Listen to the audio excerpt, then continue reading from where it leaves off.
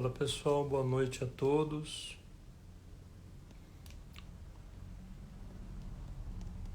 Sejam bem-vindos.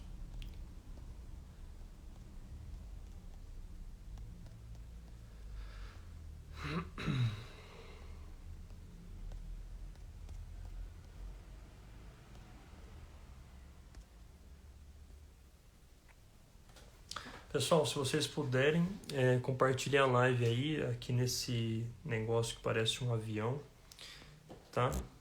Porque aí a gente consegue fazer mais gente aparecer por aqui. Só me avisem se o som tá legal, tá bom, tá? É isso.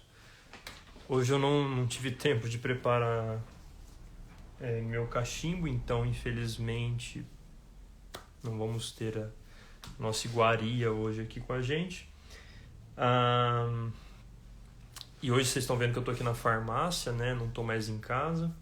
Em casa a internet lá parece que não tá legal, então vamos aqui que aqui é mais certeza, tá? Bem, como vocês viram, né? E devem estar vendo aqui pelo título, hoje nós vamos falar de uma coisa relativamente polêmica, que é o homeopático do Muro de Berlim, tá? Polêmica para os dois lados, tá? Tanto para o lado dos homeopatas, quanto para o lado das pessoas leigas, ou dos críticos, ou da mídia mainstream, e por aí vai. Por quê? Porque, de qualquer forma, é uma coisa um pouco estranha, relativamente estranha, né? Na verdade, é estranho que tenham pensado em fazer isso, né?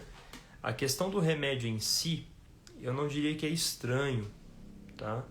Mas eu acho um pouco estranho o fato de terem pensado, vamos pegar um pedaço do Muro de Berlim e fazer um remédio homeopático. Isso, para mim, particularmente, é uma coisa um pouco forçosa, mas o remédio em si, não, tá? E eu vou explicar isso aqui, e aí não entra opiniões, é uma questão, o que eu vou explicar é base da homeopatia, são pilares da homeopatia, para vocês entenderem por que isso é possível, por que isso realmente pode se tornar um remédio, e se realmente qualquer coisa que a gente pegar, a gente pode transformar num remédio, isso pode ter algum tipo de uso, tá? Então, vamos lá. Se vocês puderem aí compartilhar a live, eu agradeço, tá? Espero que o som tudo esteja adequado, parece que tá. Mas então vamos lá. Assim, a gente tem notícia, né, pelo menos aqui onde eu estava pesquisando, que esse medicamento do Muro de Berlim, ele não é de ontem, tá? Claro, assim, também não é super antigo, mas tem relato, o que eu vi aqui é um relato de um homeopata que fala, né, dele, que ouviu a primeira vez falar dele em 97, lá na década de 90, então. Assim, se a gente pensar em questão de tempo, não faz muito tempo, né, comparado com outros medicamentos homeopáticos, contudo também não é um remédio que foi, né, inventado ontem e tudo mais. Então, isso significa que, pelo menos, a gente tem que esperar o quê, né, esse remédio? Que ele tenha estudos e que ele tenha sido amplamente utilizado, pelo menos isso, né? Mas, então esse remédio, eu realmente não sei, não encontrei essa informação de quem foi o primeiro a preparar, foi a pessoa a ter a ideia, tá? Mas tem esse lugar que eu peguei a pesquisa aqui, que é um texto do Kisdan, tá? Que é um homeopata holandês, se eu não me engano, tá? É até conhecido ali do Scholten, daqueles... A gente pode ver que mais ou menos esse grupo de homeopatas europeus ali, alemães, holandeses, irlandeses, daquela região ali, tá? Então a gente pode ver que é aquele grupo de homeopatas que é mais focado ali naquela parte da Europa. Eu creio então que tenha sido alguém dali que tenha trago essa questão desse remédio e que tenha começado a utilização e os estudos em cima desse medicamento, tá? Então, como eu falei para vocês, o que me deixa um pouco perplexo é de que alguém tenha tido a ideia de pegar um pedaço do Muro de Berlim e feito um remédio. Mas o remédio em si, para mim, não é uma coisa que me deixa muito assustado. E para que isso serve, né? Léo, então o medicamento já foi ali inventado, pelo menos ali na década de 90. Nós já temos, então, para que ele serve, né? Para que ele é utilizado e tudo mais. Bem, quando a gente fala em termos homeopáticos, a gente não usa esse termo para que ele serve. A gente usa mais o termo, ele possui alguma matéria médica, né? Ele possui alguma descrição do que é que eu preciso obter de similitude para aplicar esse remédio. Ou seja, quando a gente fala de remédio homeopático, a gente fala de uma coisa que eu preciso ter semelhança, similitude com a pessoa doente para que eu possa aplicar esse medicamento.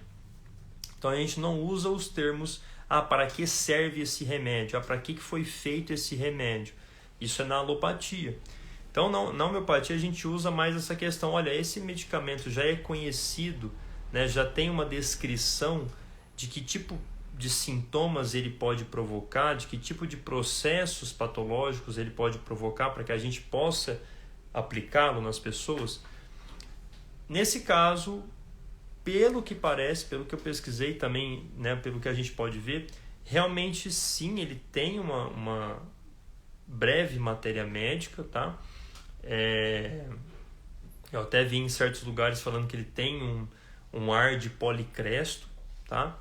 Que é um medicamento amplo, né? Um medicamento homeopático amplo, que tem amplas, é uma matéria médica muito grande, muito ampla, então usos variados, tá? Então isso existe. Então, Léo, para que serve esse remédio do Muro de Berlim? Geralmente, então, ele pode ser utilizado para pessoas com depressão, sensação de negritude, isolamento total, né? Solidão, desespero, dor profunda que não pode ser acessada, não pode ser dita, mas paira no ar. É uma pessoa que não mostra nada, que usa muitas máscaras, carrancudo, tá? Abandono e separação é o sintoma geral em todos os pacientes, tá? Então, geralmente esses sintomas gerais vai ser mais ou menos por esse eixo que os outros sintomas vão se dar, tá? A gente pode ver que o abandono e separação entra aí. Uma opressão insuportável, pânico, precisam fugir, mas não conseguem, terror e por aí vai. Léo, o que isso quer dizer? Isso quer dizer que a gente pode aplicar esse tipo de medicamento, do Muro de Berlim, para pessoas que apresentem esses problemas, tá? Isso é o que a gente chama de matéria médica. E para que a gente possua uma matéria médica, tá? Nós precisamos realizar um estudo do medicamento. Olha, quando você fala estudo do remédio homeopático, você está se referindo a quê? Eu estou me referindo à experimentação no homem-são. Sem experimentação no homem-são não existe remédio homeopático, tá? A experimentação no homem-são é uma coisa extremamente fundamental para que você crie um remédio homeopático. A experimentação é, na verdade, o que criou a homeopatia, o que trouxe a homeopatia à tona. Quando Hahnemann começou a estudar, ele começou fazendo experimentações. O primeiro livro, né, do Hahnemann que suscita alguma coisa de homeopatia é um livro onde ele traz exatamente experimentações com drogas. Então, o estudo que existe para trazer um remédio homeopático à tona é a experimentação no homem-são, tá? Isso foi feito também com esse remédio, então é uma coisa a mais que mostra uma né, uma certa seriedade para o negócio, tá? Porque hoje em dia ainda nós temos uma quantidade absurda de remédios surgindo por aí, né? Cada dia a gente descobre uma coisa nova e tudo mais. Contudo, que não possuem ou possuem muito poucas experimentações, tá? E isso daí é um erro mortal para a homeopatia, é um erro assim que deve ser realmente mega condenado. Por quê? Porque a experimentação na menção é um pilar essencial da homeopatia, é um pilar extremamente necessário para que a gente descubra o que o remédio homeopático, o que aquele remédio, que aquele possível remédio possa curar, possa fazer, possa tratar, tá? Sem experimentação não há remédio. Então, muitos homeopatas, tá? Mas já a gente fala disso. Então, assim, esse é um ponto importante que eu quero tocar daqui a pouco, mas então o remédio serve para essas questões que eu falei para vocês, tá? Serve, né? Lembrando, serve. E como que então é isso? Como que funciona a obtenção de um remédio homeopático? Eu olho uma substância, algo, né? Alguma coisa. Eu preciso tornar esta coisa solúvel para que eu possa empregar nesta solução. Ou seja, essa coisa tem que se tornar solúvel em água, uma solução hidroalcoólica, para que eu possa empregar nela o processo de dinamização, que é o processo que faz o remédio homeopático.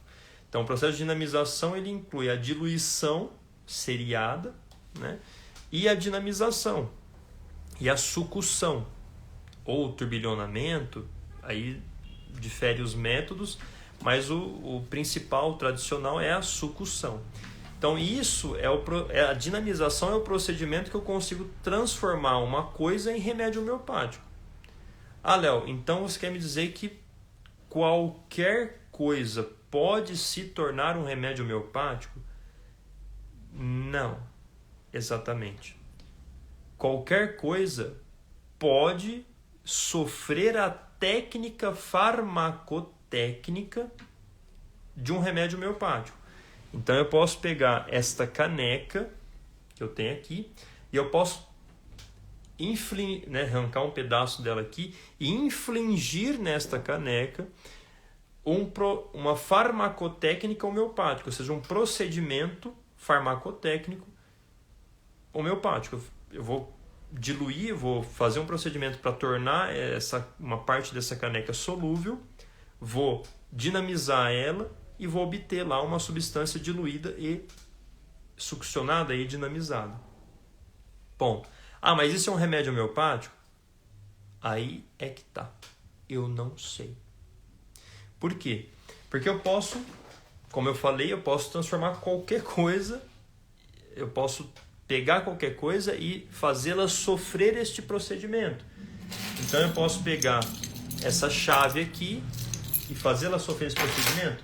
Eu posso pegar o meu cachimbo e fazer ele sofrer esse procedimento. Eu posso pegar o meu mouse e fazer ele sofrer esse procedimento. Eu posso pegar esse DARF aqui, esse boletão maneiro, e fazer ele sofrer esse procedimento.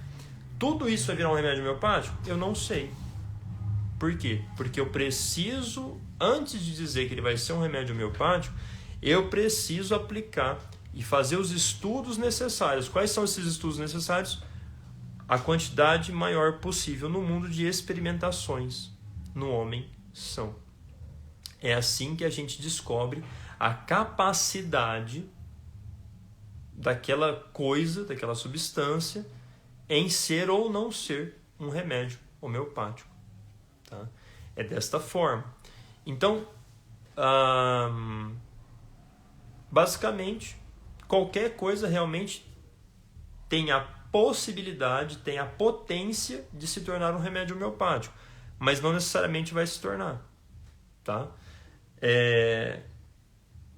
Agora, Léo, mas então o Muro de Berlim aparentemente se tornou um remédio homeopático. Aparentemente, tá, gente? Aqui eu estou falando assim de um modo realmente assim superficial, assim de coisa que eu então assim, eu sei que ele teve experimentações, eu sei que ele tem matéria médica, eu sei que ele é utilizado, então realmente por esses termos a gente pode falar que ele realmente pode ser colocado como um remédio homeopático. Tá? Se ele possui experimentações, se ele tem a descrição de uma matéria médica, se ele é utilizado e a gente consegue observar efeitos na pessoa doente e também, obviamente, na pessoa saudável através das experimentações, logo ele é um remédio homeopático. Tá compreendendo? Agora, o que me deixa um pouco relativamente preocupado é o porquê alguém teve a ideia de pegar o Muro de Berlim e fazer um remédio homeopático. Tá compreendendo? Do mesmo modo como qualquer outros remédios que possam surgir aí que são, no mínimo, estranhos, né? Se a gente pega inicialmente lá nos primórdios da homeopatia, o Hahnemann, o Dr. Hahnemann, ele ia mais por uma questão toxicológica, podemos dizer assim. Então ele sabia que o arsênico era um veneno muito utilizado, era um produto muito utilizado como veneno, fazia mal. Então ele seguia de um modo mais toxicológico. Então o acônito, né, também era uma planta lá que poderia causar muitos males, a beladona, a tuia, né? A tuia ele tratou, né, um rapaz que estava intoxicado com a tuia, se eu não me engano, um jardineiro. Então o Hahnemann foi escalonando, né, foi aumentando o número de remédios através de um conhecimento toxicológico ou mesmo de fármaco. Então, certos remédios homeopáticos que o Hahnemann colheu, eles eram utilizados na época como remédios alopáticos. Então, por exemplo, o mercúrio era uma solução, uma substância que era utilizado várias vezes para vários tipos de doenças como remédio alopático. Então, o Hahnemann colheu isso e fez também um remédio homeopático do mercúrio. E por aí vai. Então, no início, nos primórdios, a homeopatia foi caminhando dessa forma. Então, os venenos de cobra que vieram, né, a Laquesis, a grande famosa Laquesis, né, o medicamento Laquesis, que veio com um dos discípulos do Dr. Hahnemann, o Dr. Hering, e vários outros remédios que foram trazidos, mas tudo seguindo meio que esse parâmetro, mais ou menos. Tá? E, claro, também substâncias que aparentemente em natura não tinham efeito clínico, né? Por exemplo, o licopódio. O licopódio é uma parte lá de uma planta que ninguém imaginaria que aquilo poderia surgir um dos maiores remédios homeopáticos do mundo. E isso é muito interessante, isso é uma coisa fascinante. Por quê? Porque isso mostra que a farmacotécnica homeopática, ou seja, o procedimento que a gente faz para transformar aquela substância num remédio homeopático, pode muito bem transformar uma substância inerte, uma substância que em natura não causa nada, por exemplo, o licopódio, a silícia, e pode transformar essa substância num grande remédio. Tá? Então, isso é muito interessante. Isso é sempre importante lembrar quando a gente vê o surgimento desses medicamentos novos. Por quê? Porque existem alguns remédios homeopáticos, alguns policrestos, alguns remédios importantíssimos na homeopatia, como a silícia e o licopódio, que quando eles foram testados, na época não tinham nenhum tipo de efeito em natura, no seu estado natural. Está compreendendo? Então, o procedimento homeopático de fazer o medicamento, ele tem a capacidade de fazer surgir uma série de poderes curativos, de poderes medicinais naquela substância. Isso já aconteceu E, por exemplo, o Licopodium, que é um remédio extremamente tradicional, já está na homeopatia desde os primórdios, é um medicamento que já sofreu milhares, se não milhões de experimentações e continua sendo um remédio de importância ímpar, né?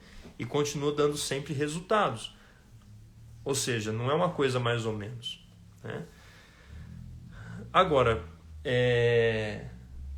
então, essas são questões que é necessário a gente sempre recordar. É sempre importante a gente recordar esses pontos. É sempre importante a gente lembrar que isso existe na homeopatia. Eu posso transformar qualquer coisa... Vou melhorar a frase, né? Qualquer coisa pode se tornar um remédio homeopático. Tá? Agora, aí nós podemos entrar num pequeno problema, meio polêmico, mais ou menos, que é o fato que a gente vê muito, muito por aí de um certo misticismo dentro da homeopatia, né? Isso é uma desgraça, né? Infelizmente, e que a gente vai combater aí até o fim dos nossos tempos, mas que infelizmente as pessoas insistem, né, por ignorância, por burrice, por falta de estudo sério, em continuar por esse caminho. E muitos homeopatas, né, ou pessoas que meio que conhecem a homeopatia, né, ou que trabalham com isso, elas começam a trilhar só esse caminho e elas começam a não pensar direito. E para tudo eu preciso usar isso. Para tudo eu preciso usar o misticismo para explicar as questões da homeopatia. O que é bem tosco, né? O que é bem besta. Então, não, porque olha, o Muro de Berlim, né? Ali tem uma alma, ali tem uma áurea, ali tem alguma coisa, porque tudo que passou, tudo que... né? E aí começa, né? Pá! Não sei o que, né? E tudo que aconteceu ali, tudo que foi dito, tudo que foi feito...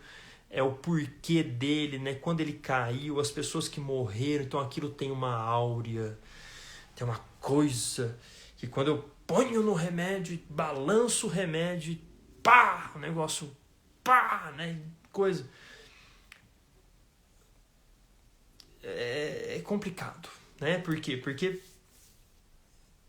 tudo, vamos lá, tudo o que o Muro de Berlim passou, tudo que aquela região, aquele material passou, é uma coisa a ser levada em consideração? Sim. Não estamos falando de um muro qualquer. Então, sim, pessoas morreram ali naquele muro, sangue escorreu naquele muro, muito ódio tinha próximo daquele muro, muita maldade tinha próximo daquele muro, muita dor tinha próximo daquele muro. Então, sim, aquilo ali não é um muro qualquer. É um muro que é carregado até, assim, realmente, materialmente, por outras coisas. Não é um muro, né? Tem esse aqui que tem aqui e tal. Não, é um muro diferente. Então, obviamente que isso importa no resultado final. Só que tem uma galerinha que leva de um jeito como se, sabe, existisse uma entidade ali. E aí vai para aquela concepção, infelizmente, que o Kant também tinha de a alma do remédio, né? A força lá do remédio saiu e desabrochou, e aí foi invasada, e começa com essa coisa que, bem, a gente já, né, morreu com Kant, né? Esse tipo de concepção, pelo menos deveria.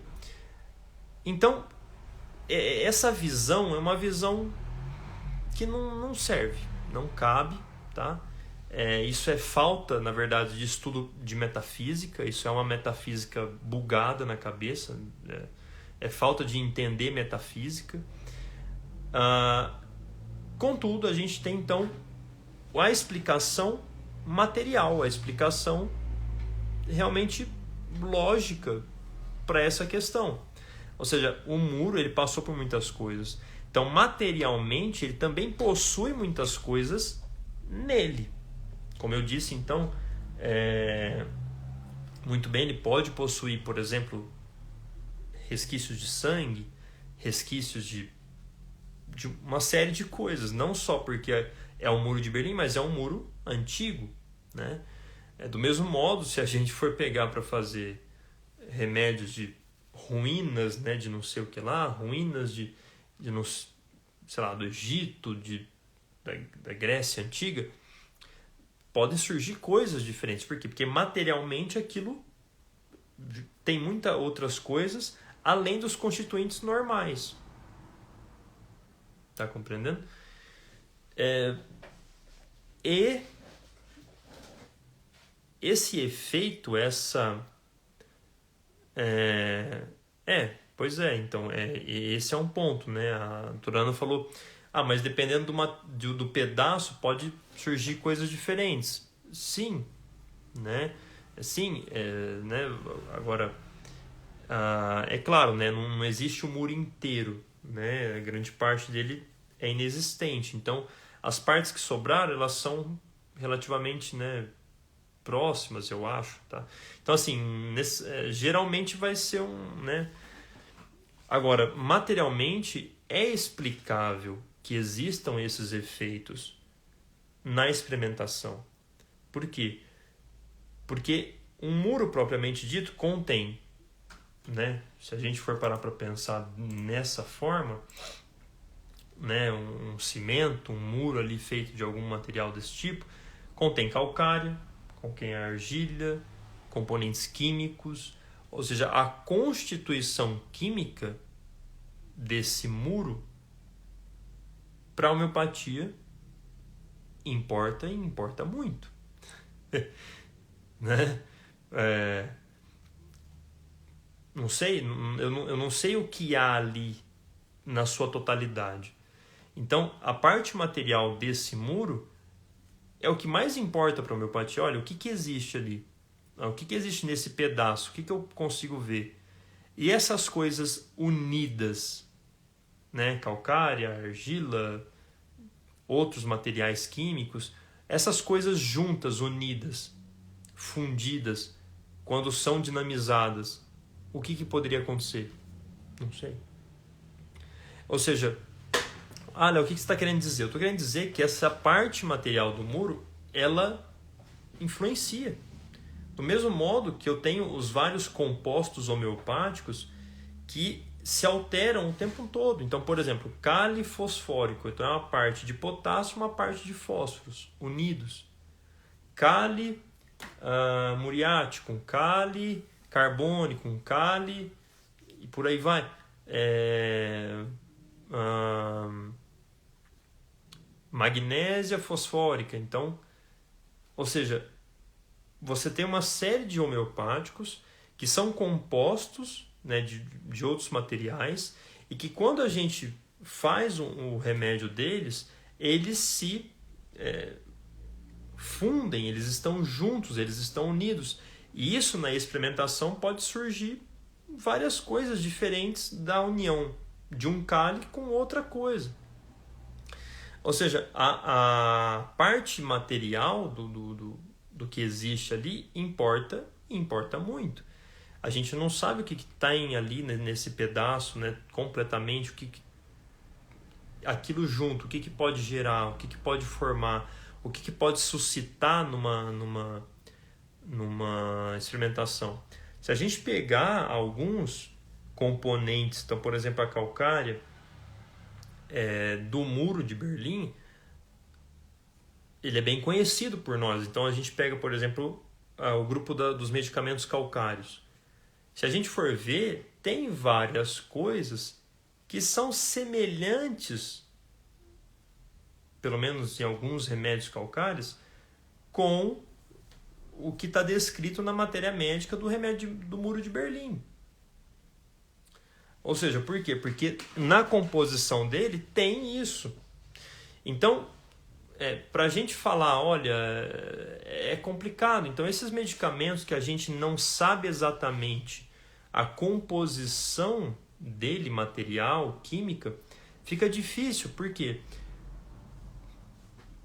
Vocês estão entendendo? Então, quando eu tenho a calcária carbônica, eu sei o que tem ali, né? A calcária fosfórica, eu sei o que tem ali, eu sei o que pode gerar, eu sei o que eu posso esperar muitas vezes. Agora, se eu pego um material, né? Sei lá, sabe? Uma coisa que é composta de vários materiais diferentes, e eu faço um remédio daquilo, fica complicado, porque eu não sei exatamente o que é cada coisa ali. Tem muita coisa, a união dessas coisas pode gerar uma outra coisa. Então é muito difícil quando o remédio é feito nessas bases, a gente falar, é porque é o Muro de Berlim. Então, como passou por tudo que passou, ele vai gerar isso. Pode ser, mas também pode ser que se a gente juntar todos os componentes que a gente tem, materiais, né, que a gente tem naquele pedaço de Muro de Berlim, sem retirar o pedaço diretamente dele, a gente também obtenha uma experimentação semelhante à dele. Tá compreendendo? Por quê? Porque muitas vezes vai depender do que você coloca na composição. Tá? E claro, pode ser também que não, né? Todos os tipos aí, né, que podem existir de energias materiais, que também circundam aquela coisa, né, também podem influenciar nessa matéria do Muro de Berlim, né? É a mesma coisa, vamos pegar um pedaço meio pesado, né? Mas vamos pegar um pedaço lá de uma câmara de gás de Auschwitz, por exemplo. Entendeu? É óbvio, existe uma energia, tá, gente? Assim, pode ser uma energia material, mas existe uma coisa que é diferente, obviamente. A gente não pode deixar de lado esse ponto, como se aquilo não fosse nada. É alguma coisa. Só que a gente tem que levar em consideração tudo isso. Não adianta a gente focar e falar, não, isso daí, porque tem uma entidade ali nas paredes e coisa e tal. Isso tudo tem que ser levado em consideração, para que a gente realmente pense de maneira lógica as coisas. Então, é claro, nesse muro podem existir componentes que sozinhos também deem uma experimentação, também gerem uma experimentação semelhante à do próprio Muro de Berlim. Por quê? Porque a composição também, né, pode ser igual. Então, é claro, são coisas que podem acontecer. Agora, existe também, né, eu elucidei aqui 3 linhas de pensamento. Então, essa parte mística, de misticismo, essa parte material, que também a gente tem que levar em conta toda a parte material, a gente tem que levar também em conta as energias materiais que podem circundar ali, que podem, né, as energias entre as moléculas materiais que podem estar diferentes nesse muro, né, ou como o exemplo que eu dei de Auschwitz, que podem estar presentes também naquelas paredes, e por aí vai. Contudo, pode existir também a questão ocasional, tá? Que eu acho que é mais difícil, tá? Só que é um ponto que a gente tem que sempre parar para pensar quando a gente fala dos remédios homeopáticos ou de novos medicamentos homeopáticos, ou principalmente desses medicamentos que a busca por aquele remédio, por aquela estrutura, por aquela substância, se deu de uma forma muito sem levar em conta as questões toxicológicas ou questões desse tipo, que é o que Hahnemann levava em conta.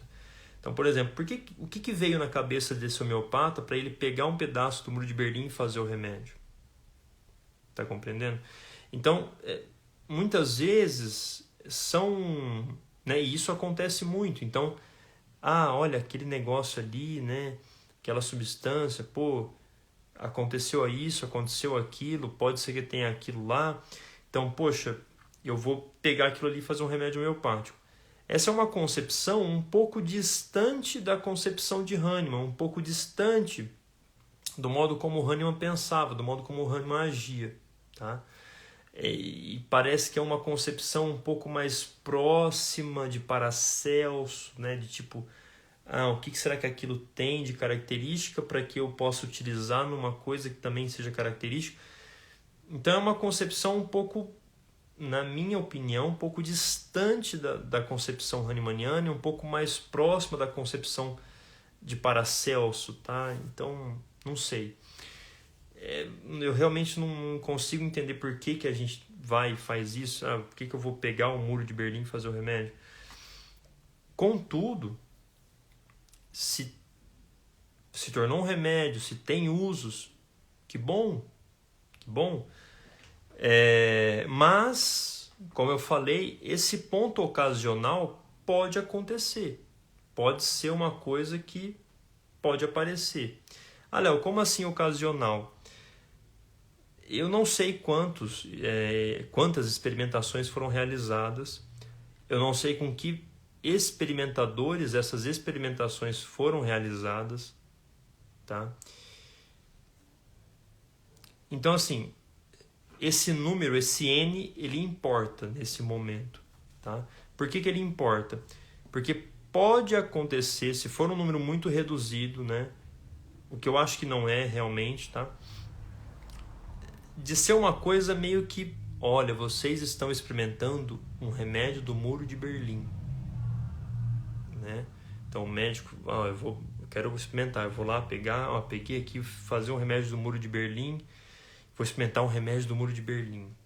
Então tudo isso são concepções, são coisas que pode psicologicamente afetar o experimentador e fazer com que ele sinta coisas que qualquer pessoa que pensa no Muro de Berlim já lembra. Então, separação, dor, opressão, né, tortura, máscara, né, tristeza, depressão, negritude.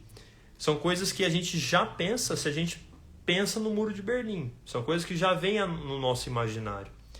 Então, isso, de modo talvez sugestivo, interfere na ação, né, e no modo como o experimentador sente aquilo, né? Agora, é claro, eu não acho que eles tenham feito essas experimentações desse modo, que é um modo meio, né, ruim, né, mal feito. Então, para que a gente possa realmente ter uma experimentação que realmente seja não válida, né, mas que possa ter uma validade maior, eu preciso usar experimentadores que não façam ideia do que seja aquilo lá. Eu preciso usar, às vezes, outros remédios juntos, placebos juntos. Por quê? Porque eu tenho que realmente saber se aquele remédio realmente produz aquele quadro sintomatológico, aquele quadro patogenético. Tá compreendendo? Então é por aí. Então, esse é o meu modo de enxergar. É claro que eu não tenho um conhecimento profundo de como que, né, a história desse remédio, só que eu tenho essas 3 linhas de pensamento. Uma é essa linha de misticismo, meio paracelsiana, essa coisa de pegar aquilo lá e tal. A outra linha material, que faz sentido, tá? Realmente faz muito sentido que isso que possa acontecer, que possa surgir experimentações riquíssimas do Muro de Berlim, tá? Como eu expliquei para vocês. E outra é essa ocasional, que eu acho que é mais difícil, eu acho que realmente não tem acontecido esse tipo de coisa, tá? Mas a material, para mim, é a razão mais lógica, tá? Pelas energias materiais que existem lá, pelas energias intermoleculares que podem ter sido alteradas com o tempo e com os acontecimentos que tiveram em cima do Muro de Berlim, e com a constituição material própria dele, então calcária e as coisas que eles usaram na época para construir o muro, tá? Acho que é isso, pessoal, tá? É claro, essas coisas, se não forem feitas de modo realmente importante, realmente bem feito, elas podem gerar problemas para a homeopatia, porque são coisas que os leigos não vão entender, nunca vão entender. Porque para você entender, você tem que escutar toda essa live do início ao fim e pegar todos esses pontos que eu falei. Sem esses pontos, sem essas bases, sem esses pilares, isso parece loucura. Isso parece, sabe, um buraco, assim. Tem por que pegaram isso para fazer um remédio? Então, se você não sabe, se você não conhece esses pontos que eu citei, ferrou. Você não vai entender nada, você vai achar que aquilo é maluquice. Então, essas coisas muitas vezes podem gerar problemas para a homeopatia por conta dos críticos, que são ignorantes, são burros e são desonestos. Né? Para os divulgadores científicos, que são também ignorantes, burros e desonestos.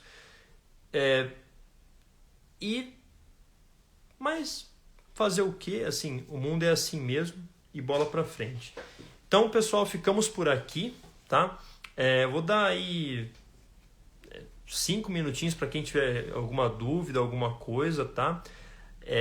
Tem muita coisa que eu falei, então tem gente que chegou depois. A live vai ficar gravada na página e depois eu vou postar ela lá no YouTube também, no nosso canal do YouTube. Então, só lembrando, toda quinta-feira, quem quiser manda pergunta aí, tá? Só lembrando, então, toda quinta-feira a gente vai ter essas lives às 20 horas, então se aprontem, né? Se preparem para estar aqui com a gente, beleza? Então, pessoal, bem, ninguém mandou nada aí, então uma boa noite a todos, tá? Fiquem com Deus e até a próxima live. Tchau, tchau.